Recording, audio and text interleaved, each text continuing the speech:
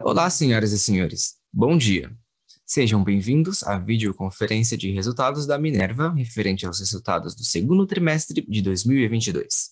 Estão presentes hoje conosco Sr. Fernando Galete de Queiroz, diretor-presidente, Sr. Edson Tickler, diretor de Finanças e Relações com Investidores, e Sra. Tamara Lopes, gerente executiva de sustentabilidade. Informamos que a apresentação está sendo gravada e traduzida simultaneamente. A tradução está disponível clicando no botão Interpretation. Para aqueles ouvindo a videoconferência em inglês, há a opção de silenciar o áudio original em português, clicando em Mute Original Audio. Além disso, informamos que a apresentação está disponível para download no endereço ri.minervafoods.com, na seção de apresentações. Durante a apresentação da companhia, todos os participantes estarão com o microfone desabilitado. Em seguida, daremos início à sessão de perguntas e respostas. Para fazer perguntas, clique no ícone Q&A e digite seu nome e companhia. Ao ser anunciado, uma solicitação para ativar seu microfone aparecerá na tela. E então, você deve ativar o seu microfone para fazer perguntas. Esclarecemos que eventuais declarações que possam ser feitas durante esta videoconferência, relativas às perspectivas de negócios da Minerva, metas operacionais e financeiras, constituem-se em projeções da diretoria da companhia, que podem ou não ocorrer. Investidores devem compreender que fatores políticos, macroeconômicos e outros fatores operacionais podem afetar o futuro da companhia e conduzir a resultados que diferem materialmente daqueles expressos em tais considerações futuras. Para abrir a videoconferência de resultados do segundo trimestre de 2022, passo a palavra ao Sr. Fernando Queiroz, diretor-presidente, que iniciará a apresentação. Por favor, Sr. Fernando, o senhor pode prosseguir com a apresentação. Bom dia a todos e obrigado por participarem da teleconferência dos resultados da Minerva para o segundo TRI de 2022. A Minerva encerra o primeiro semestre de 2022 entregando um sólido conjunto de resultados, reforçando a consistência e disciplina da nossa estratégia de negócios e consolidando a nossa liderança nas exportações de carne bovina a partir da América do Sul. O foco na execução operacional, combinado com a nossa disciplina financeira, capacidade de arbitragem e excelência comercial, foram fundamentais para que a Minerva Foods alcançasse os bons resultados da primeira metade do ano, com receita e EBITDA recordes e a manutenção de uma estrutura de capital sólida e equilibrada. Estamos reportando números recordes nesse segundo TRI de 2022. A nossa receita bruta cresceu cerca de 34% e totalizou 9 bilhões de reais. O nosso EBITDA atingiu a expressiva marca de 778 milhões de reais, um forte crescimento de 43% na comparação com o ano anterior, sendo o maior patamar já registrado pela Minerva Foods e que contribui para um lucro líquido de 425 milhões de reais no período. Outro destaque do trimestre foi a nossa geração de caixa, uma prioridade absoluta da companhia, que alcançou 416 milhões de reais. Além disso, gostaria de chamar a atenção ao nosso balanço, que ratifica a disciplina da Minerva Foods em sua gestão financeira. Encerramos o trimestre com uma alavancagem líquida de 2,3 vezes dívida líquida EBITDA, mesmo após o pagamento de 200 milhões em dividendos no final do trimestre. A estratégia de diversificação geográfica, um dos nossos pilares estratégicos, segue exercendo um papel fundamental na performance que a companhia vem entregando trimestre após trimestre e reflete a nossa capacidade de arbitragem no mercado global de proteína animal, sempre com foco em rentabilidade, controle de riscos e na captura de oportunidades no mercado global de carne bovina. Antes de detalharmos a nossa performance do segundo TRI, gostaria de compartilhar com vocês um pouco sobre a nossa visão quanto às perspectivas do mercado global de proteína animal, em especial da carne bovina, e como a nossa estratégia e modelo de negócio nos posicionam de maneira singular para capturar as oportunidades e o bom momento do mercado. Desde o final de 2019, o rebanho bovino brasileiro começou a apresentar uma menor disponibilidade de animais para o abate, como reflexo do crescente movimento de pecuaristas na retenção de fêmeas para a reprodução. Reflexo natural da menor oferta de animais, o impacto no preço da arroba é uma realidade que nos acompanha desde então. E aqui eu quero ressaltar o excelente trabalho do nosso time comercial com a Minerva Foods, sendo bastante exitosa no repasse desse aumento de custos e assim contribuindo com a manutenção da nossa rentabilidade em patamares saudáveis. Nos últimos meses de 2021, começamos a perceber os primeiros sinais e indicadores quanto ao início do processo de reversão desse ciclo, principalmente com um aumento percentual de abate de fêmeas, que reflete a volta desses animais ao pipeline de abate, após o ciclo reprodutivo. Além disso, as informações reportadas pelo MAPA no final de 2021, quanto à vacinação de bezerros no Brasil, sinalizam um volume recorde de animais vacinados nos últimos meses. Os números do processo de vacinação são um preditivo de extrema importância na discussão quanto à disponibilidade de gado pronto para abate e que deve abastecer o mercado ao longo dos próximos períodos. Vale ressaltar que esse movimento de crescente disponibilidade de animais foi mantido nesse segundo trimestre de 2022. E seguimos ainda mais confiantes na manutenção dessa tendência ao longo dos próximos meses, com um aumento sequencial na disponibilidade de gado aqui no Brasil, e que, naturalmente, acaba por beneficiar a performance da nossa indústria. Além da discussão do ciclo pecuário aqui no Brasil, quero destacar o cenário do mercado norte-americano, onde o ciclo pecuário caminha no sentido oposto e apresenta sinais de reversão e, consequentemente, uma tendência cada vez mais forte de uma redução da disponibilidade de animais prontos para abate e pressão na oferta doméstica de carne bovina. Projeções do USDA indicam uma redução de 7% na produção de carne bovina norte-americana para o ano de 2023, ou seja, um movimento que reflete em maiores custos de produção e preços do produto final, impactando diretamente a competitividade da carne bovina norte-americana no mercado global, em particular quando comparada aos produtores da América do Sul. Quero também destacar o contexto de intensa volatilidade no mercado global de grãos, impactado pelo cenário climático adverso nas principais regiões produtoras e pelo conflito no leste europeu, além dos desafios constantes da cadeia logística global.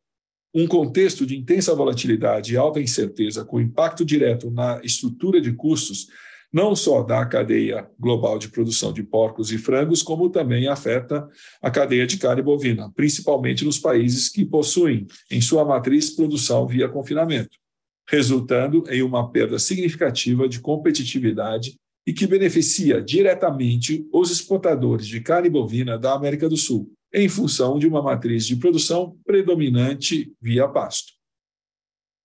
Por fim, gostaria de chamar a atenção para os persistentes problemas sanitários na cadeia de proteína animal e o seu mais recente vetor, o surto de febre aftosa que assola o rebanho na Indonésia, além de uma espécie de dermatite nodular que também está afetando aquele rebanho. E isso ameaça a segurança sanitária de um dos maiores players no mercado mundial de carne bovina, a Austrália. Essa é mais uma situação que deve alavancar novas oportunidades e abrir ainda mais espaço no mercado global para a carne bovina com origem na América do Sul. Além disso, nessa nova geopolítica e novas alianças entre países, a América do Sul tem se mantido constantemente neutra, podendo fornecer para todos os blocos que estão existentes ou blocos que se formarão. Voltando, então, para a discussão dos nossos resultados, quero destacar a nossa sólida performance na distribuição do mercado doméstico, onde seguimos evoluindo em segmentos que permitem maior rentabilidade, como o food service, oportunidades de nicho e mercados premium. Além disso, estamos avançando cada vez mais junto a parceiros e plataformas de vendas online, ampliando a nossa exposição e o leque de produtos comercializados, e assim maximizando o nosso desempenho comercial na distribuição para os mercados internos. No campo da inovação, um dos pilares do nosso modelo de negócio, além do avanço em plataformas digitais, que já representam quase 15% da nossa distribuição e contribuem com a nossa capilaridade comercial e inteligência de mercado, seguimos também com os nossos projetos de Advanced Analytics, dando especial atenção para ferramentas de análise de dados, de inteligência artificial, e que permitem uma maior assertividade e velocidade na análise de cenários e tomadas de decisão que ampliam a nossa capacidade de arbitragem no contexto global, nos ajudando a entender melhor o presente e corrigir erros do passado, além de maximizar a previsibilidade e oportunidades para o futuro. As iniciativas de Corporate Venture Capital que tomaram forma ao longo dos últimos trimestres estão ganhando cada vez mais maturidade operacional e estão conectadas com as nossas plataformas de produção, além de mostrar excelentes perspectivas para os próximos períodos. A inovação é um dos nossos principais valores corporativos e um pilar essencial do desenvolvimento do nosso modelo de negócio. Seguiremos evoluindo cada vez mais no desenvolvimento desse ecossistema de inovação, buscando parcerias externas, como universidades, centros de pesquisa, destravando oportunidades e iniciativas que buscam posicionar a Minerva Foods na vanguarda e contribuem para ampliar as oportunidades de criação de valor no nosso negócio. Passamos agora para o slide 3, onde vou falar um pouco sobre os principais destaques do período. Gostaria de começar pela receita bruta, que segue batendo recordes e cresceu mais de 34% no período, alcançando 9 bilhões de reais no segundo TRI de 2022 e 16,7 bilhões de reais nos 6 primeiros meses do ano. Já no acumulado dos últimos 12 meses, totalizou 32,4 bilhões de reais. Vale destacar que a receita consolidada das exportações aumentou em 37% ano contra ano e já representam 71% da receita bruta. O desempenho das exportações reflete a consistência da demanda global por carne bovina e evidencia o expertise comercial da Minerva Foods no atendimento ao mercado internacional. Vamos falar agora da nossa rentabilidade operacional. O nosso EBITDA no segundo TRI de 2022 foi recorde e alcançou 778 milhões de reais, uma forte alta de 43% na comparação anual, com uma margem EBITDA de aproximadamente 9%. Para os 6 primeiros meses do ano, o EBITDA totalizou 1,4 bilhões de reais, uma expansão de 38% quando comparado ao mesmo período do ano anterior. Novamente, gostaria de ressaltar que a solidez da nossa performance reflete a excelência operacional, comercial e financeira da Minerva Foods, e, especialmente, os benefícios derivados da nossa estratégia de diversificação geográfica, como, por exemplo, a nossa capacidade de arbitrar os mercados no atual cenário de volatilidade e que resulta em controle de riscos e maior rentabilidade. Nos últimos 12 meses, o EBITDA acumulado da Minerva Foods totalizou 2,8 bilhões de reais, um recorde na base anual, com uma margem EBITDA de 9,2%. Em linha com a nossa disciplina de capital e o compromisso com um balanço saudável, ao final do segundo TRI de 2022, a nossa alavancagem líquida foi reduzida para 2,3 vezes dívida líquida EBITDA, mesmo após o desembolso de 200 milhões em dividendos no final do trimestre. A nossa posição de liquidez segue confortável e encerrou o trimestre em 6,2 bilhões em caixa e que, combinada com um duration de 5,2 anos, nos confere tranquilidade e flexibilidade frente às oportunidades e desafios dos próximos períodos. Ainda falando sobre o nosso balanço, seguimos atuantes no aprimoramento da nossa estrutura de capital no segundo TRI de 2022. Recompramos e cancelamos aproximadamente 50 milhões de dólares do bonde de 2031. No acumulado do ano, totalizamos cerca de 200 milhões em recompras e cancelamento de títulos relativos aos bondes de 2028 e 2031, um montante de mais de 1 bilhão de reais, que demonstra o nosso compromisso na busca de uma estrutura de capital sólida, menos onerosa e com melhor perfil de risco. Ao longo da nossa apresentação de resultados, o Edson vai trazer um pouco mais detalhes quanto a esses movimentos. Como resultado da nossa excelência operacional e financeira e de um balanço sólido, a geração de valor aos acionistas segue como uma das principais diretrizes dessa administração. Em abril, distribuímos 200 milhões na forma de dividendos complementares, totalizando assim 400 milhões de reais em proventos distribuídos com base no ano fiscal 2021. Desde 2020, a Minerva Foods já distribuiu mais de 945 milhões na forma de proventos, cerca de R$ 1,56 por ação. E dando a continuidade a tal estratégia, aprovamos ontem, junto ao Conselho de Administração da companhia, a distribuição de dividendos antecipados no montante de R$ 128 milhões, ou 0,22 centavos por ação. Ao longo dos últimos anos, a companhia tem sido muito consistente em sua política de alocação de capital, sempre com muita disciplina e foco na manutenção de uma estrutura de capital saudável e no destravamento de oportunidades de geração de valor para o nosso acionista. Essa é uma estratégia do qual não abrimos mão para os próximos períodos. Passando agora pelos outros destaques, continuamos evoluindo na pauta de sustentabilidade, protagonizamos iniciativas que nos posicionam cada vez mais como uma referência no setor de proteína animal.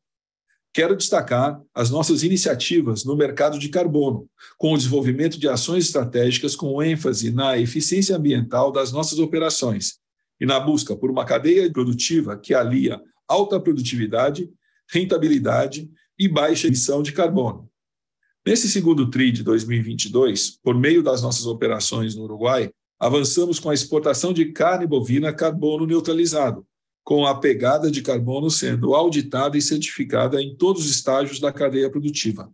Avançamos também com a expansão do monitoramento geográfico de nossas fazendas fornecedoras, em particular na Colômbia e na Argentina, e seguimos empenhados e concentrados no nosso esforço no engajamento e capacitação dos nossos parceiros pecuaristas em todas as regiões onde atuamos. Nós, aqui na Minerva Foods, confiamos cada vez mais nas oportunidades de geração de valor dentro do mercado de carbono, tal como o desenvolvimento de produtos segmentados e que permitem acesso a mercados mais restritos e rentáveis, além de iniciativas na comercialização de créditos de carbono e também a nossa contínua atuação em projetos com foco na descarbonização da cadeia agrícola. Todas essas iniciativas reforçam o compromisso da Minerva Foods com a sustentabilidade, um dos pilares do nosso modelo de negócio, e alinhado com a nossa busca por uma cadeia pecuária mais produtiva e eficiente, mais sustentável e de baixa emissão de carbono. Ao longo da apresentação, a Tamara Lopes, nossa gerente executiva de sustentabilidade, vai nos trazer um balanço da nossa pauta de sustentabilidade nesses 6 primeiros meses de 2022. Antes de passarmos para o slide 4, quero destacar também 2 ótimas notícias para as nossas importações. A certificação das nossas plantas no Brasil para exportar ao mercado canadense, cuja importação de carne bovina totalizou $1 bilhão em 2021. 2, a celebração recente de um acordo de fornecimento de carne bovina com a Hilton Food Solutions, um dos maiores distribuidores e processadores de alimentos no Reino Unido, e que irá contribuir para ampliar nossa capilaridade em um mercado tão atrativo, fazendo parte da nossa estratégia de mover downstream através de distribuição nos países que nós consideramos chave. Tais conquistas, além de ratificar a excelência e o DNA exportador da Minerva Foods, consolida a qualidade e saudabilidade da carne bovina sul-americana, que cada vez mais amplia o seu acesso global, mesmo em mercados com as mais exigentes e restritos controles sanitários, e segue ampliando as oportunidades para os produtores de cada um desses países da América do Sul. Vamos passar agora para o slide 4 e falar um pouco sobre o desempenho operacional e financeiro da Minerva no segundo TRI de 2022, iniciando pelas exportações. O desempenho da Minerva Foods nesse segundo TRI de 2022 consolida ainda mais uma das principais vantagens competitivas do nosso modelo de negócios, a estratégia de diversificação geográfica, que amplia a nossa capacidade de arbitrar as distorções de mercado e nos proporciona soluções comerciais e logísticas cada vez mais eficientes, maximizando a nossa competitividade no mercado global. Vamos para o canto superior direito do slide, onde teremos o breakdown da receita bruta no segundo TRI de 2022. A China permanece como o principal vetor na formação da receita da companhia, mesmo tendo diminuído em relação ao mesmo período do ano anterior. Hoje, representa 36% do total. Contudo, essa liderança é seguida de perto por diversos outros mercados, como Brasil, Chile, Estados Unidos, Oriente Médio e Europa Ocidental, que juntos alcançam cerca de outros 40% da nossa receita bruta. Isso mostra como é saudável a nossa diversificação global. Gostaria também de chamar a atenção a essa informação que acabei de mencionar, pois reflete de maneira precisa o sucesso da nossa estratégia de diversificação geográfica. A Minerva Foods, por meio de suas 25 unidades industriais, acessa virtualmente 100% da demanda global por carne bovina, o que nos permite atuar de maneira bastante rápida e assertiva na arbitragem entre os mercados, sempre com foco em reduzir riscos e maximizar a nossa rentabilidade. Antes de finalizar e passar a palavra para a Tamara, volto a destacar o nosso otimismo com o mercado global de carne bovina, em particular para os produtores da América do Sul. O horizonte no mercado internacional de carne bovina segue bastante promissor e o forte desequilíbrio entre oferta e demanda continua propiciando oportunidades relevantes, como, por exemplo, em mercados de escala e rápido crescimento de renda, tal qual os países asiáticos. Também em mercados premium, como Estados Unidos, Europa Ocidental e agora também o Canadá.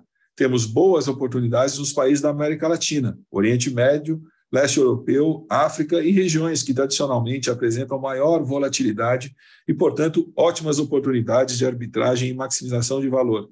Destaco aqui que a grande preocupação dos países é com a inflação alimentar e a segurança de fornecimento. Portanto, isso abre mais uma oportunidade para que toda essa região do planeta, a América do Sul, possa ocupar mais mercados.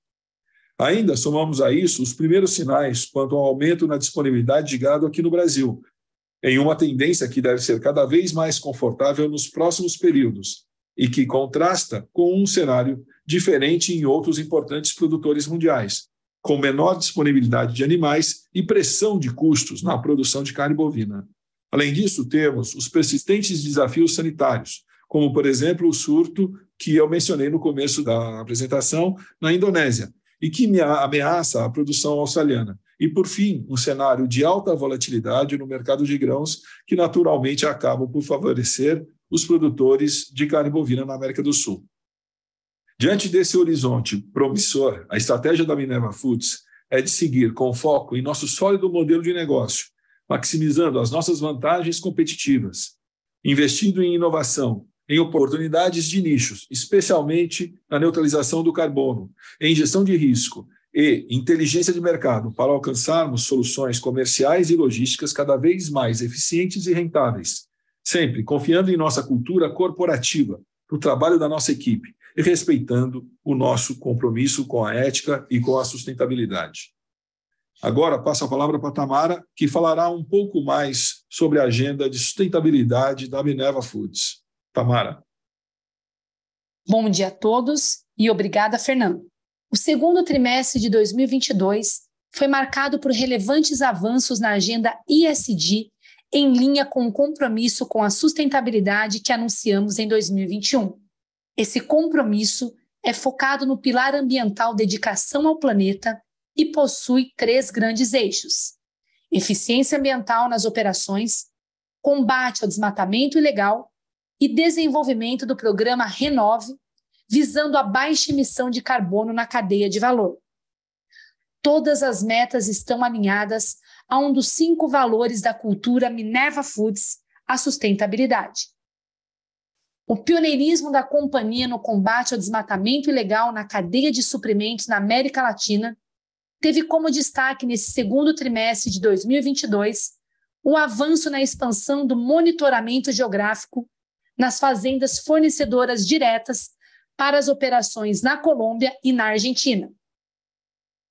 Na Colômbia, mais de 40% das fazendas fornecedoras diretas já estão monitoradas e na Argentina cerca de 90%, totalizando mais de 33 milhões de hectares monitorados no Brasil, Paraguai, Colômbia e Argentina.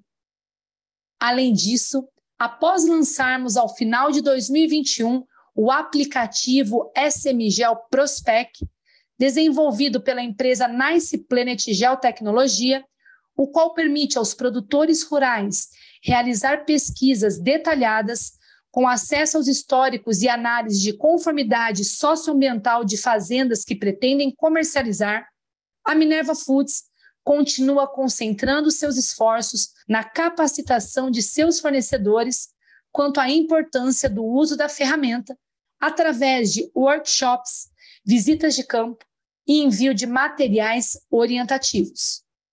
No slide 6, destacamos os avanços do programa Renove, em parceria com a MyCarbon, subsidiária da companhia voltada para o desenvolvimento e comercialização de créditos de carbono, que nos levaram à primeira exportação de um produto certificado carbono neutro a partir das operações no Uruguai em maio, com a inclusão do selo CO2 neutral concedido por uma organização independente com sistemas de certificação em mais de 100 países. A Minerva Foods pode assegurar que em todas as etapas de produção da carne certificada, realizou a mensuração de emissões, promovendo a compensação a partir do uso de créditos de carbono. Em paralelo, implementa planos de redução das emissões tanto na fazenda quanto na indústria. Além disso, a companhia aderiu ao programa Floresta Viva, iniciativa liderada pelo Banco Nacional de Desenvolvimento Econômico e Social para a restauração ecológica de biomas brasileiros. O objetivo da participação ao programa por parte da Minerva Foods é contribuir para a restauração de áreas degradadas nos estados de Rondônia, Mato Grosso e Goiás. No âmbito institucional, a companhia recebeu importantes reconhecimentos nesse segundo trimestre que foram destacados no slide 7. Pelo segundo ano consecutivo, conquistamos o selo Energia Renovável emitido pelo Instituto Totum, em parceria com a Associação Brasileira de Energia Eólica e a Associação Brasileira de Energia Limpa para todas as unidades no Brasil. Vale destacar que a Minerva Foods foi a primeira empresa brasileira a receber, em todas as suas operações no Brasil, a certificação que assegura a origem renovável de sua matriz energética e que as usinas geradoras de energia também adotam práticas diferenciadas nos aspectos sociais e de relacionamento com as comunidades. Além disso, a companhia passou a integrar a carteira 2022-2023 do índice CDP Brasil de Resiliência Climática em abril. Por fim, a transparência nos temas ESG se mantém como prioridade para a companhia, que publicou no início de abril o seu 11º relatório de sustentabilidade com indicadores baseados nas normas da Global Reporting Initiative e Sustainability Accounting Standards Board e nas recomendações do Task Force on Climate-Related Financial Disclosures. Também em maio, a companhia inovou ao aprimorar a experiência do usuário de suas informações ESG por meio de uma nova plataforma no site institucional. Nessa nova plataforma, o usuário encontrará, de maneira otimizada, mais detalhes sobre os avanços do compromisso com a sustentabilidade da companhia, indicadores ESG, respostas para perguntas frequentes, além de detalhes sobre nossos pilares estratégicos, dedicação ao planeta, prosperidade da nossa gente e qualidade do produto e respeito com a vida. Confira os resultados da nossa agenda ESG detalhados em nosso 11º Relatório de Sustentabilidade 2021 através de nosso site www.minervafoods.com. Reforçamos o nosso comprometimento, transparência e foco em ações que contribuem para um planeta cada vez mais sustentável. Passo a palavra ao Edson, que irá detalhar os nossos resultados operacionais e financeiros. Obrigado, Tamara. Vamos agora para o slide 8. Vamos começar falando sobre a performance operacional e o breakdown da receita bruta da Minerva, tanto no trimestre como para o acumulado dos últimos 12 meses. Em linha com a estratégia exportadora, as receitas de exportação totalizaram 71% da receita bruta no segundo tri e 69% nos últimos 12 meses. Se a gente olhar o breakdown por região, nas operações do Brasil, as exportações alcançaram 71% no trimestre e 68% nos últimos 12 meses. Já nas operações internacionais, as exportações representaram aproximadamente 76% da receita bruta, tanto no tri como nos últimos 12 meses. Ainda nesse slide, a gente pode ver a abertura da receita por origem. O gráfico do lado direito do slide, a gente vê que o Brasil continua sendo destaque em ambos os períodos, tanto no trimestre quanto nos últimos 12 meses, representando 48% e 45% da receita bruta, respectivamente. Seguido por Paraguai, Argentina e Uruguai, com patamares bastante semelhantes no trimestre. Vale dizer também que essa rubrica Outros ela faz referência àquela antiga divisão Trading e à recém-iniciada operação da Austrália. Como o Fernando citou anteriormente, quero destacar uma das principais vantagens competitivas da Minerva, que é a nossa estratégia de diversificação geográfica, que nos confere a oportunidade não somente de redirecionar produção conforme demanda internacional, mas também e principalmente de arbitrar os mercados em busca de otimização de margem operacional e comercial da companhia. Vamos passar agora para o slide 9 para falar sobre receita líquida e EBITDA. Começando com receita líquida, ela segue quebrando recordes e atingiu 8,5 bi no segundo TRI, um incremento bastante expressivo de 35% na comparação anual, refletindo a forte demanda internacional, em particular na Ásia. No primeiro semestre desse ano, a receita líquida alcançou 15,7 bilhões de reais. A receita líquida anualizada também foi recorde, totalizando 31 bilhões nos últimos 12 meses, uma expansão de 33% na base anual e alcançando o maior patamar histórico já registrado pela companhia num período de 12 meses. Falando agora de rentabilidade, o EBITDA da Minerva alcançou 778 milhões de reais nesse segundo TRI, um crescimento forte de 43% na base anual, maior nível histórico já registrado pela companhia num trimestre. Nesse segundo TRI de 22, a margem EBITDA foi de 9,2%, um crescimento de 50 basis points contra o mesmo período de 2021. No acumulado dos últimos 12 meses, o EBITDA também foi recorde, alcançando 2,8 bi, com uma margem de 9,2%. Se a gente olhar um período mais longo, o nosso EBITDA ele praticamente triplicou nos últimos 5 anos. Isso é reflexo não somente do cenário positivo no mercado internacional de carne, mas também da nossa excelência de gestão, principalmente na parte operacional, na arbitragem dos mercados e na gestão financeira. Como eu sempre digo, a rentabilidade deriva da capacidade de repassar preços, especialmente quando a gente tem um cenário de pressão de custos. A despeito dos recentes movimentos de alta no preço do gado, que corresponde a 80% aproximadamente do nosso custo, a companhia tem sido bastante eficiente em repassar esses aumentos para os clientes, especialmente no mercado de exportação, que é o grande foco da Minerva. Por conta disso, a gente tem conseguido entregar um nível de rentabilidade consistente e pouco volátil, o que é muito importante para um business de commodities, ao longo dos últimos trimestres, mesmo com o movimento de alta no preço do animal na América do Sul em geral, mas principalmente aqui no Brasil. Vale ressaltar que esse cenário já está começando a se modificar.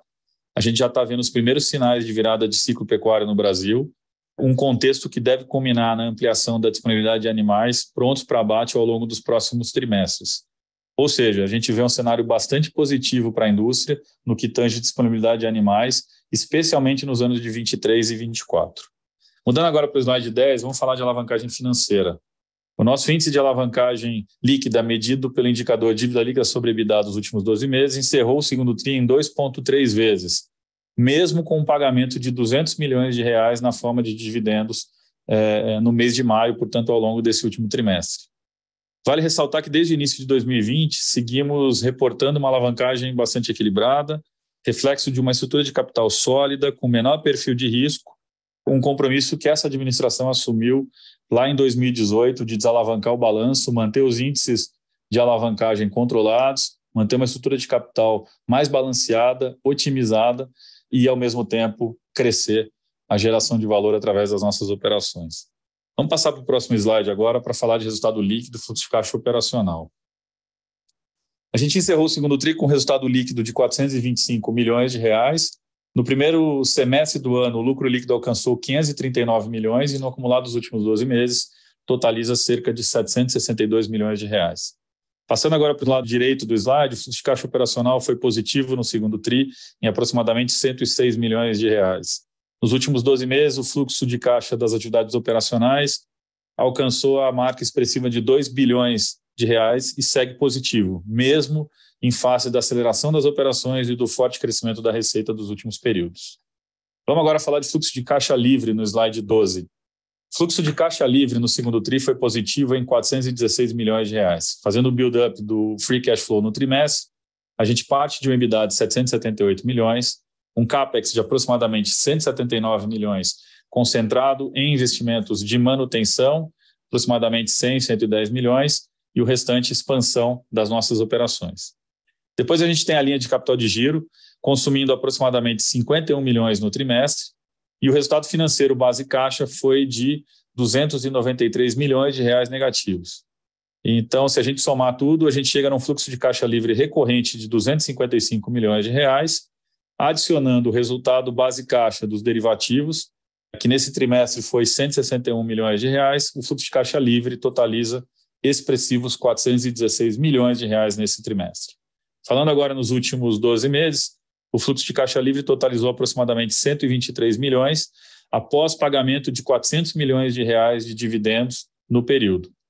A gente começa por um EBITDA de 2,8 bi, um capex acumulado de aproximadamente 780 milhões, a variação do capital de giro negativa em 600 milhões nos últimos 12 meses e o resultado financeiro base caixa negativo em cerca de 900 milhões.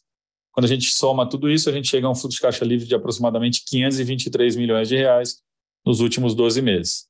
Desses 523, a gente decidiu pagar 400 milhões em proventos, na forma de dividendos, aos nossos acionistas nos últimos 12 meses. Ou seja, na forma de JCP e dividendos, a companhia retornou para o seu acionista quase 100% de toda a geração de caixa no período.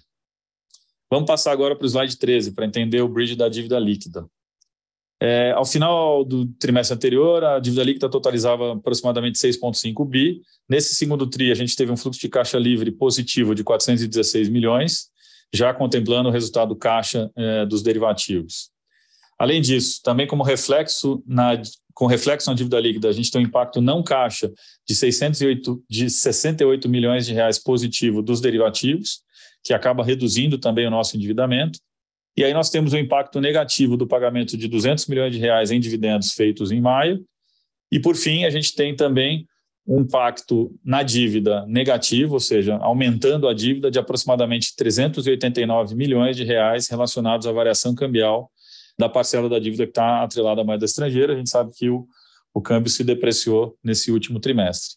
Somando todas essas contas e montando o bridge, a Minerva, portanto, encerra o trimestre com uma dívida líquida de aproximadamente 6,6 bilhões de reais.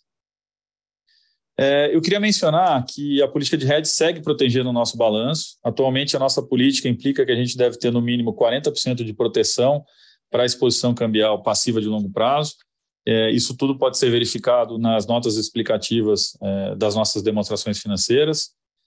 Em linha com o nosso compromisso de disciplina financeira, o balanço segue bastante protegido, nos deixa ainda mais confortáveis para continuar focando na execução operacional e comercial da companhia, buscando o caminho de geração de valor para o nosso acionista. No próximo slide, vou comentar sobre estrutura de capital e as nossas recentes iniciativas de liability management. Então, no slide 14, a gente pode observar que o índice de alavancagem medido pela relação dívida e EBITDA dos últimos 12 meses encerrou o trimestre em 2,3 vezes, uma redução ante os períodos anteriores, mesmo após o desembolso de 200 milhões de reais de dividendos ao longo do último trimestre. Seguindo a nossa política de caixa, a nossa posição ao final do segundo TRI era bastante confortável, totalizando 6,2 bilhões de reais. Falando em endividamento, cerca de 68% da dívida está exposta à variação cambial. Lembrando, como eu já falei, que a gente tem a política de hedge, que a gente segue à risca, que determina hoje, dados os níveis de custo de hedge, o nível de alavancagem da companhia, que a gente deve ter no mínimo 40% da exposição cambial de longo prazo hedgeada. Isso tem se mostrado uma proteção bastante eficiente, dada a recente volatilidade cambial no Brasil, e ajudado a proteger o nosso balanço e principalmente proteger os resultados operacionais que a companhia tem gerado. Atualmente, o nosso duration, o duration da nossa dívida está em cerca de 5,2 anos, aproximadamente 85% do endividamento no longo prazo, como vocês podem ver no fluxo de amortização na parte inferior do slide. Na parte direita do slide, a gente mostra um pouco os esforços de liability management que a companhia vem implementando ao longo dos últimos anos. Como eu venho dizendo nos últimos calls de resultado, a gente segue ativo no mercado secundário de bonds, recomprando os vencimentos de 28 e 31, sempre que a gente identifica uma oportunidade. No trimestre, a gente recomprou cerca de 50 milhões de dólares ou quase 260 milhões de reais do bond de 2031. Só no ano de 2022, a gente já recomprou e cancelou mais de 200 milhões de dólares dos bonds de 2028 e 2031, o que implica numa redução de dívida bruta de mais de 1 bilhão de reais só através de recompra de bonds. Se a gente olhar os últimos 2 anos, a gente chega à expressiva marca de mais de 420 milhões de dólares em recompras, ou seja, 2,2 bilhões de reais que a gente desembolsou em recompra e cancelamento dos títulos de dívida, e, de novo, acabaram impactando a nossa alavancagem bruta, acabaram reduzindo a nossa alavancagem bruta e, portanto, reduzindo a nossa despesa financeira. O resultado de todo esse esforço também se reflete no alongamento do perfil da nossa dívida. A gente pode ver que os vencimentos mais relevantes continuam sendo 2028 e 2031. Agora, em julho, a gente emitiu a nossa 12ª debênture no montante de 1,5 bilhões, na forma de lastro para uma emissão de CRA de 7 anos, que teve um custo final swapado para 113,5 do CDI. Como o Fernando disse no início, e eu reforço agora no final, todas essas iniciativas corroboram com a nossa incessante busca por uma estrutura de capital menos onerosa, mais saudável e com menor perfil de risco, refletindo o nosso compromisso com disciplina financeira e com a estratégia de geração de valor da Minerva Foods. Arbitragem, gestão de risco, disciplina financeira continuam sendo os principais valores para a gente continuar atingindo esses excelentes resultados operacionais.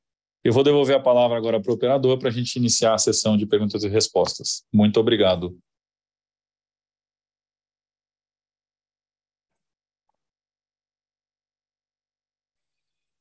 Obrigado. Iniciaremos agora a sessão de perguntas e respostas.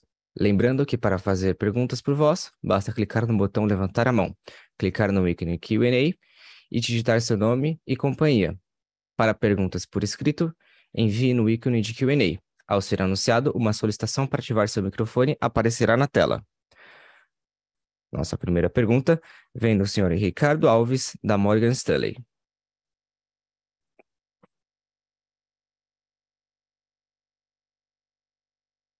Bom dia, pessoal. Vocês conseguem me escutar? Bom dia, sim, Ricardo. Bom dia, Edson. Bom dia, Fernando, também. Obrigado pelo call. Eu queria explorar alguns mercados internacionais, começando pelo Paraguai. Com a volatilidade que a gente viu nas negociações com a Rússia, né, no longo do primeiro semestre, o Chile acabou ganhando mais relevância. Eu queria ver com vocês como que está o lado da demanda do Paraguai, né, principalmente considerando a demanda chilena, né, agora para o segundo semestre. Então, só um update de como estão as operações no país para vocês, né, um outlook para o restante do ano. E no Uruguai, no Uruguai, a gente tem acompanhado essa redução do abate, algumas paradas de frigoríficos, né, aqui e ali. Eu queria saber como é que está a operação da Minerva, né, local, se a disponibilidade de algo é algo que os preocupa, né, talvez relativo ao que a gente tinha um trimestre atrás, ou se o outlook ainda para o segundo semestre é de uma melhora. Então, só um update aí nesses dois mercados. E depois eu tenho mais uma pergunta sobre geração de caixa. Vamos lá. Primeiro sobre os mercados, Ricardo, obrigado pela pergunta. O Paraguai ele tem alguns mercados que são importantes para ele. Rússia, Chile, Brasil, parte da Europa e Taiwan são mercados que são importantes para o Paraguai. Você muda a demanda ela se arbitra e ela muda de local para local, de destino para destino.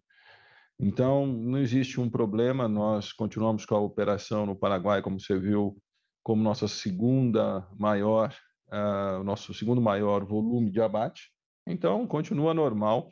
Mas aqui o que eu destaco principalmente a nossa capacidade de arbitragem. Então, a mudança de um local para o outro, a aceleração de uma unidade ou de um país em relação ao outro é um dos grandes destaques do Minerva. E aí eu entro na questão do Uruguai. O Uruguai, se você olhar o primeiro semestre, o Uruguai ele foi muito superior ao primeiro semestre do ano passado em termos de volume de abate. Então, isso mostra também essa questão de arbitragem. Agora entra numa sazonalidade onde que existe uma redução e uma adequação das operações a essa nova realidade. De novo, o que eu sugiro cada vez mais dentro dessas análises é o volume total, o preço total da Minerva combinada, porque nós vamos sim estar tomando ações, reduzindo os locais de menor rentabilidade e acelerando os locais de maior rentabilidade. Muito obrigado, Fernando. Se me permite mais uma pergunta, talvez mais direcionada ao Edson. Essa melhora de geração de caixa foi muito rápida, né, Edson? E, mais uma vez, vocês anteciparam dividendos. Eu acho que parece que há uma confiança do management em geração de caixa, né, para o restante do ano. Eu só queria um update do lado de vocês sobre fluxo de caixa livre para o ano como um todo, né, considerando, claro, a sua performance operacional, mas também eventual mudança ou novas expectativas com relação ao CAPEX, fluxo financeiro e capital de giro para o restante do ano. Então, e considerando esse novo outlook, se a expectativa de mais dividendos, como a gente já viu em outros anos. Então, só um update nesse sentido que a gente já fez em alguns outros calls. Obrigado mais uma vez, pessoal. Ricardo, como você sabe, a gente não dá guidance de nenhum dos índices, a política da companhia não dá guidance. O que eu posso falar para você de geração de caixa livre é que o número desse ano, no nosso orçamento, e ele é bem conservador, ele é muito próximo do que ocorreu o ano passado. Então, você tem flutuações normais, trimestre a trimestre, até no primeiro trimestre, o mercado ficou com algumas dúvidas em relação ao ciclo de conversão de caixa por causa de capital de giro, a gente frisou que era algo pontual relacionado à China. Segundo trimestre, a gente mostrou através da execução que a gente estava correto e que as preocupações não tinham procedência. Então, o que eu posso te dizer é pega a performance de 2021 e projeta ela como piso para a performance de 2022 nas linhas de geração de caixa livre. Capital de giro teve uma piora no primeiro tri e já ficou bem mais equilibrado no segundo tri. A gente acha que tem espaço para melhorar até o final do ano. A rentabilidade das operações continua muito boa, crescimento dos volumes também, não só volume como preço. Se você olhar o nosso crescimento aí de 35% contra o ano passado, você pode dividir ele em 13% em volume e 22%, 23% em preço, portanto, segue bastante saudável o crescimento que a companhia vem entregando. E do ponto de vista de dividendos, a gente decidiu fazer uma antecipação do mínimo legal, né? Se você fizer a conta, os 128 milhões são exatamente os 25% obrigatórios, descontadas as respectivas reservas legais, do lucro que foi acumulado no primeiro semestre. A gente tem uma política de dividendos aprovada com o Conselho, que implica numa distribuição mínima de 50% do lucro líquido se a alavancagem ficar igual ou menor que 2,5 vezes, e isso a gente aufere ao final do ano fiscal, portanto, quando dá a aprovação do balanço do ano fechado de 2022. O que a gente fez agora, até para sinalizar o nosso compromisso com a alocação de capital favorável ao acionista, é antecipar o dividendo obrigatório baseado no lucro que foi auferido no primeiro semestre. Isso não significa que os dividendos são isso e ponto final, muito pelo contrário, a gente tem uma política aprovada pelo Conselho, essa política está vigente e a gente vai seguir a política, mas, de novo, vai depender dos resultados do segundo semestre e da publicação do balanço do final do ano para a gente poder ter o dividendo final do ano publicado. Nesse meio do caminho, sempre que a gente achar que faz sentido do ponto de vista de alocação de capital, a gente pode fazer antecipações, mas muito provavelmente elas vão seguir sempre o mínimo obrigatório legal, porque do ponto de vista de administração do caixa é o que faz sentido até a gente ter o balanço do ano fechado. Tá bom? Tá ótimo. Obrigado, Edson.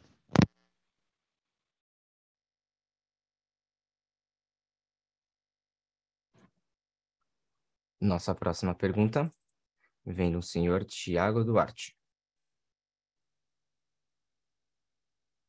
Olá, bom dia. Bom dia, Edson, bom dia, Fernando, bom dia a todos. Eu queria tocar em 3 pontos também. A primeira, acho que mais para o Fernando. Fernando, tá muito claro, acho que a visão que vocês compartilham já há muito tempo, né, sobre desbalanço global de demanda e oferta de carne e a posição da América do Sul, mas eu queria, se puder falar um pouco, uma visão até mais de curto prazo, né? Quando a gente pensa na Ásia, principalmente na China, né? A gente viu uma retomada brutal, né, das importações nesse primeiro semestre e preços batendo níveis históricos ao longo desse segundo tri. Então, eu queria ouvi-lo um pouco sobre como é que vocês sentem essa demanda na ponta, né? Tanto do ponto de vista, principalmente do ponto de vista de preço, né? Se vocês entendem esses patamares como, de certa forma, sustentáveis ao longo desse segundo semestre, ou se eles foram, de certa forma, influenciados por algum tipo de recomposição de estoque, principalmente com o banimento temporário do Brasil no segundo semestre do ano passado. Essa seria a primeira pergunta. A segunda pergunta, e aí tentando ler um pouco, né, o número consolidado, a margem consolidada, e aí a estratégia de vocês, né, de arbitragem, de jogar com a originação do gado nas diferentes geografias, dá a impressão que o grande alavancador de margens nesse trimestre pode ter sido o Brasil. E aí eu queria confirmar se é verdade e se o Brasil teria performado em termos de margem operacional, margem EBITDA, melhor do que a média da companhia dos 9,2 no segundo trimestre. Então, essa seria a segunda pergunta. E a terceira pergunta, também ouvi-los um pouco a evolução dos fretes, que a gente imagina foi o maior detrator quando a gente olha a linha de despesas de venda, parece ter sido o maior detrator no trimestre, e aí queria ouvi-los um pouco se já há algum sinal de normalização no trimestre em curso. Muito obrigado. Fred. Beleza, Thiago, acho que as perguntas que você fez são bastante relevantes e nós estamos mergulhando muito no mercado chinês para ver as tendências, e o que nós estamos notando é que, diferente de outros países, o novo consumidor na China é um consumidor jovem e que ele mudou de canais. O consumidor na China, ele está principalmente de carne bovina, ele está principalmente em cidades Tier 1 e Tier 2. São jovens até 35 anos que têm um poder aquisitivo diferenciado, quer dizer, a nova classe média, e eles deixaram de consumir a carne somente no food service. A pandemia, ela mudou os hábitos. E aí você tem um sinal que é bastante interessante, não sei se vocês se atentaram, você teve uma flutuação muito grande do preço do suíno. Você teve um excesso de oferta de suíno, o preço do suíno caiu bastante no primeiro trimestre e não teve efeito nem no preço e nem na demanda de carne bovina. Então, diferente de outros países, diferente do que a gente está acostumado, a carne bovina descolou totalmente do suíno.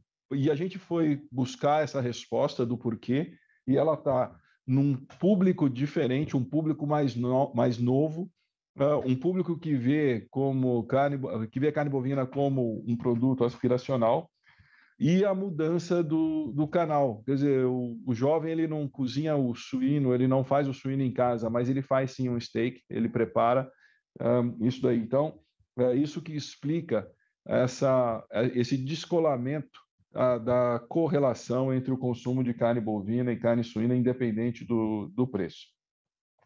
A parte de fretes, realmente ela não voltou ao normal, e a gente não considera nos próximos 3 anos que você vai ter alguma coisa normalizada. Tá? O comércio, especialmente o reefer, ele cresceu brutalmente. Nós tivemos algumas rupturas no supply chain, então existem destinos que estão muito mais caros, e vai estar também muito ligado. Você tem uma frota de navios muito maiores e navios mais eficientes entrando em operação, e aí você tem na América do Sul, em alguns portos, alguma limitação de calado, você tem limitação de operação de alguns desses navios. Então a gente está vendo o quanto que essa nova frota, essa frota mais moderna, vai trazer de benefício. Tem a ver com a infraestrutura portuária dos países da América do Sul, que, vamos dizer, não é a das melhores do mundo. E aí o Edson vai falar sobre a segunda questão que você levantou. Só para falar da terceira, sendo objetivo, a resposta é sim, Thiago. É frete, tem destinos que os custos subiram até 200%. É por isso que no SG&A ele subiu mais do que proporcional ao crescimento de receita, mas a piora está toda ligada a preço de frete. O Fernando deu alguns motivos aí, mas traduzindo em número é porque você teve frete mais caro efetivamente.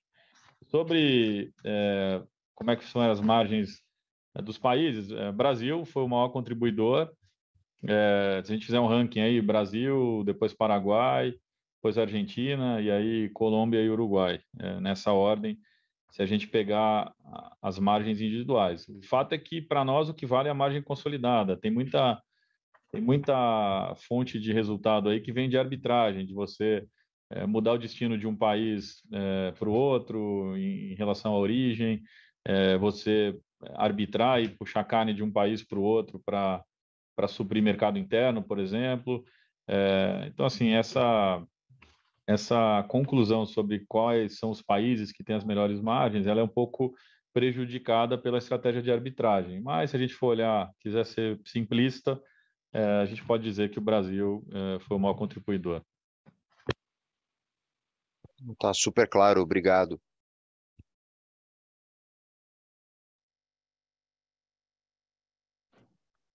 Lembrando que para fazer perguntas, por favor, clique no botão levantar a mão. Em seguida, clique no ícone Q&A, digite seu nome e companhia. Para fazer perguntas por escrito, envie no botão Q&A. Nossa próxima pergunta vem do Rodrigo Almeida. Bom dia, Fernando. Bom dia, Edson, todo o time da Minerva. Tem alguns pontos aqui do meu lado. Acho que a gente vem falando bastante de M&A, né? Alocação de capital e acho que a gente vem falando bastante de Austrália. Como eu só queria entender um pouco aqui com esse aumento de juros, esse cenário macro um pouco mais complexo que a gente está vendo aqui, se vocês ainda mantêm a mesma visão em relação aos M&As, ou se alguma coisa mudou ali no lado desse tópico aqui de expansão inorgânica. E também, se pudesse comentar um pouco de liability management, acho que vocês fizeram um trabalho aí recente, mas olhando para frente, o que é que vocês estão olhando?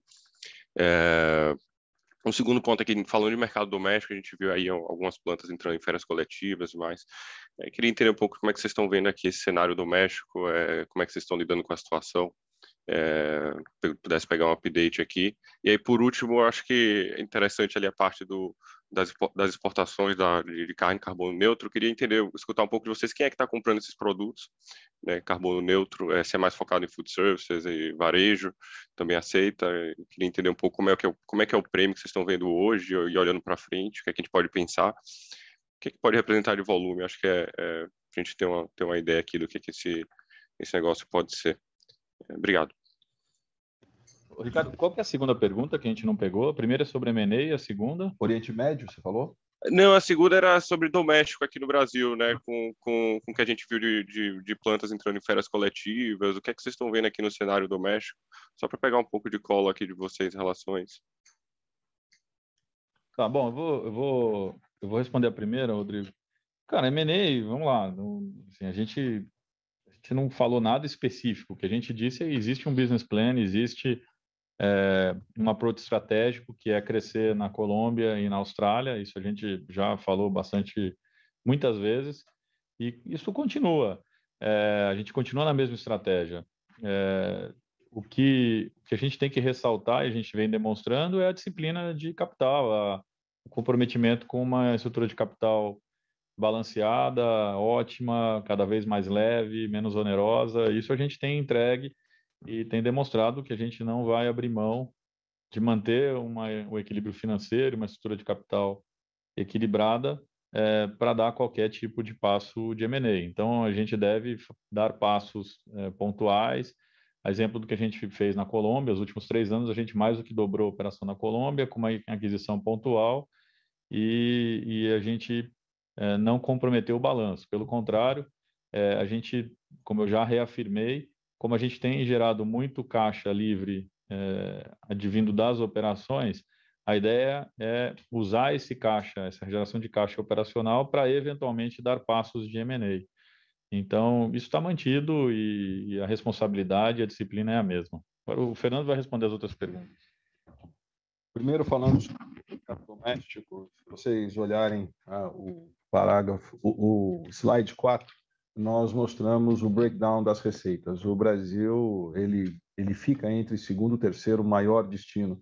Mas o Brasil, ele é destino segundo, terceiro maior gerador de receita. Mas o Brasil não é só a questão da produção local. Como nós colocamos, o Brasil ele é também destino de exportações da Argentina, do Uruguai, do Paraguai, sendo um destino bastante relevante. O que a gente quer dizer com isso é o seguinte: sim, o Brasil é um mercado, o mercado interno brasileiro, ele é importante e nós vamos estar atendendo dentro das nossas políticas de arbitragem de onde nos permite maior rentabilidade. Como característica do mercado, está havendo um fenômeno que é bastante interessante, é uma polarização do consumidor. Ou você está trabalhando com mercados hiper premium, então tem uma premiumização em um vetor e tem um downtrade no outro vetor. Então, o Brasil está cada vez mais consumindo ou produtos mais baratos ou produtos hiper premium. O que o Minerva se preparou é para ser competitivo e gerar valor tanto de um segmento hiper premium, vocês sabem, nós temos marcas especiais como a Estância, Cabanha Las Lilas, Pool, que tem cada vez mais penetração dentro do mercado. E do outro lado, usando o downtrade também para que a gente posicione mais os produtos que são mais comoditizados.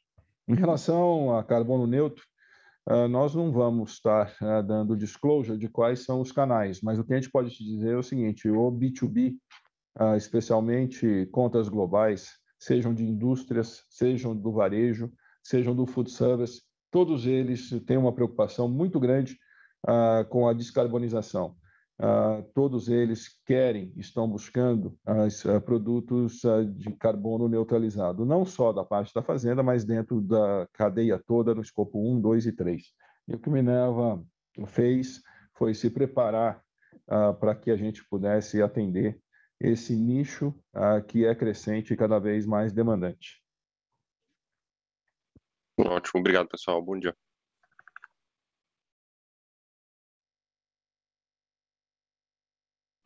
Nossa próxima pergunta vem do senhor Gustavo Troiano. Bom dia, Fernando. Bom dia, Edson. Tem um ponto que eu queria explorar um pouquinho aqui em relação à leitura da companhia sobre os números recentes do preço de exportação do CSEX. Se eu não me engano, alguma desaceleração nos preços já era esperada, né, principalmente depois da alta sequencial ao longo do primeiro semestre.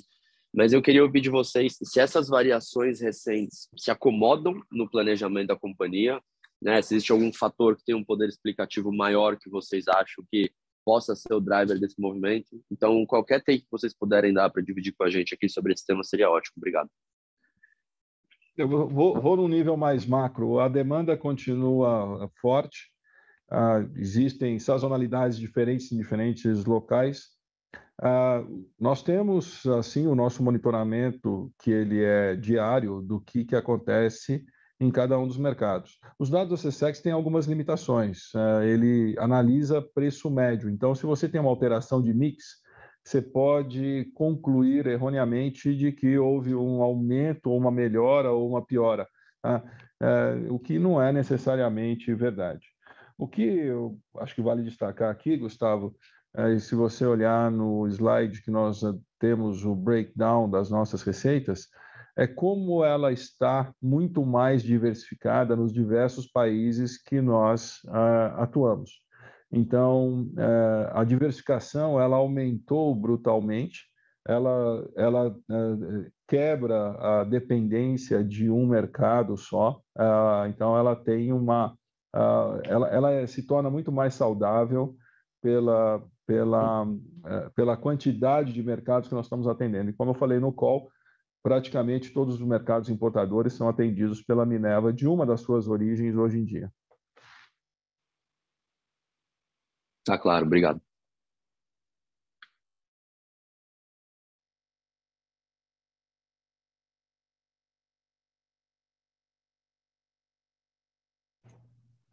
Gostaria agora de passar a palavra ao Sr. Edson Chicli para responder as perguntas por escritas recebidas pelo Q&A. Quero algumas perguntas escritas, vamos lá, vou tentar fazer um resumão aqui. O Matheus pergunta qual o percentual de volume foi para o mercado externo no Brasil e na Athena. No Brasil, 71%, na Athena, 76%.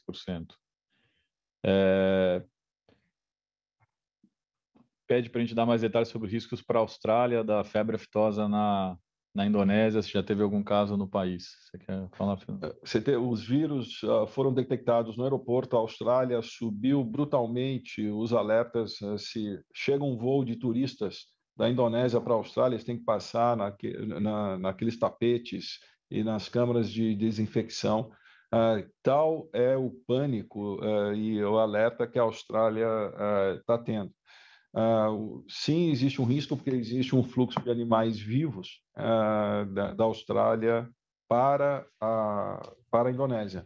Então, esse fluxo deve reduzir. Isso daí mostra que você deve ter uma redução das exportações de gado vivo da Austrália para a Indonésia, abrindo uma porta para que a América do Sul, o Brasil, que é o único país da América do Sul, possa exportar mais para a Indonésia. Isso é uma oportunidade para nós. Ricardo pergunta como a crise da Argentina está impactando a nossa performance, quais as medidas que a empresa está tomando para amenizar a situação. A gente está acompanhando de perto, obviamente, tudo que está acontecendo na Argentina. As medidas que a gente tomou foi preparar a companhia para ficar cada vez mais exportadora nos cortes in natura e na nossa operação de processados, acessar o consumidor com produtos com custo mais acessível, porque a gente tem visto um trading down no país em função da redução de renda disponível, dado o ambiente inflacionário. A operação tem ido bem, as margens continuam relativamente boas. A gente está acompanhando de perto todo o desenrolar da crise, mas a gente acredita que no final as coisas vão acabar sendo boas para nós, porque a gente tem uma crise clássica lá de balanço de pagamentos, portanto, a desvalorização cambial deve ser o caminho e isso deve ajudar os exportadores. Marcelo pergunta qual foi a evolução da margem EBITDA ao longo do segundo TRI e como começou o terceiro TRI. A margem do segundo TRI está publicada, foi 9,2%. E no terceiro TRI, o que a gente está vendo agora é operações muito parecidas, bastante alinhadas com o que a gente viu ao longo do segundo TRI. Outra pergunta, qual é o outlook para os preços de carne? Se a gente espera alguma redução dada a recessão global? A resposta é não, o Fernando já deu um pouco do panorama. Os preços realmente cresceram muito forte ao longo desse ano, deve ter uma acomodada, eles podem ficar meio de lado aí até o final do ano, mas isso é boa notícia, porque os preços estão no maior patamar já visto em dólar na história. Então é natural que tenha uma acomodação e eu diria que é até bastante saudável. Acabaram as perguntas aqui do webcast. Vou devolver a palavra para o operador. Encerramos neste momento a sessão de perguntas e respostas. Gostaria de passar a palavra ao Sr. Fernando Queiroz para as considerações finais. Queria encerrar a conferência agradecendo a todos vocês que participaram e reafirmando que o nosso outlook para o segundo semestre ele é bastante positivo. Em termos de cenário global, a América do Sul deve ocupar mais espaços, tanto pelo aumento da competitividade como pelo acesso a mercados. Nós temos aí surpresas positivas no pipeline de novas aberturas de mercados para a América do Sul que devem se materializar agora no segundo semestre. Além disso, o que eu gostaria de destacar é que os instrumentos que a Minerva colocou à disposição das nossas equipes permitem que a gente lidere e a gente navegue em cenários voláteis, trazendo mais valor, trazendo mais resultados e gerando mais valor para os nossos acionistas. Eu queria terminar agradecendo a equipe, que a grande diferença, o grande valor que o Minerva tem é a união que essa equipe teve, diversos departamentos, as diversas divisões e a grande interação de falar uma língua só, uma só cultura e uma só estratégia com 22 mil cabeças pensando e agindo na mesma direção. Agradeço a vocês e agradeço a equipe do Minerva. Muito obrigado e a gente está à disposição para qualquer dúvida, para qualquer ponto que vocês queiram esclarecer com a gente. Obrigado, gente. A videoconferência de resultados da Minerva está encerrada. Em caso de dúvidas, enviar a sua pergunta para o time de relações com investidores através do e-mail ri@minervafoods.com. Agradecemos a participação de todos. Tenham um bom dia.